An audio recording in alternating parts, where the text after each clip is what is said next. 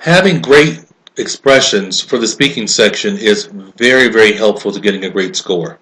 It's very important that you develop certain expressions that you can use to make your speaking sound more academic and at a higher level than what you normally may learn in your ESL school.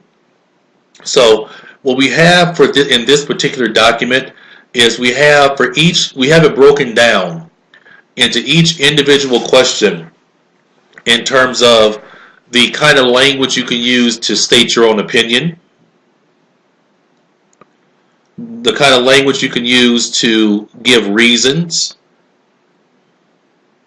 to give supporting details. What kind of language can you use? All right. If you're talking about question number 2, the paired choice question, these are some statements you can make to state your preference, to give reasons, and to give supporting details. Again, what we encourage you to do is develop for yourself a template or a pattern of sentences that you're very comfortable saying, that you pronounce very well. Okay? For most of your speaking, probably about 40% of what you're going to say should already be known before you speak, because you have practiced using certain sentence forms and sentence patterns. And so we encourage you to look through this list and really develop your own style and pattern. Find some sentences that you are comfortable saying and add those to your own templates.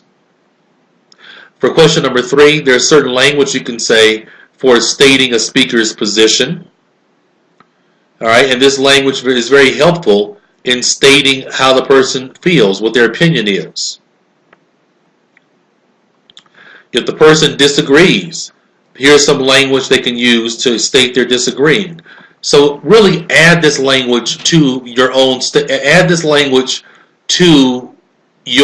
template so that you can really get a good idea of how to speak at a academic level, not ESL school level. Right? If you're going to talk about reasons, here's some examples.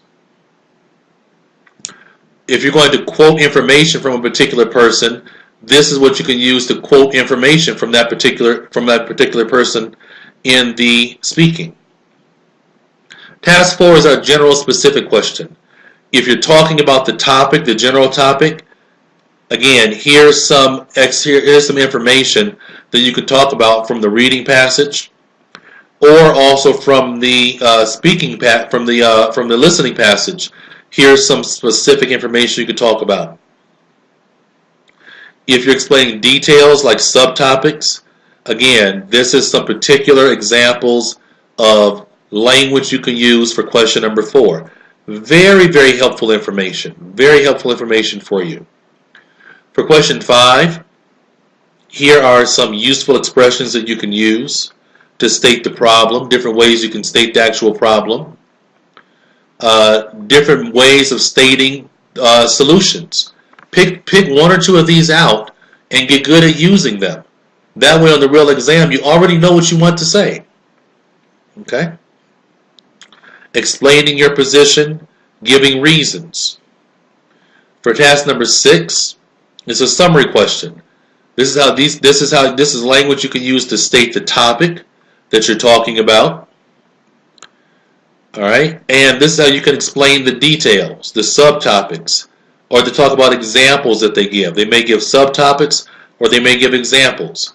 But this is language that you can use to state those subtopics or examples.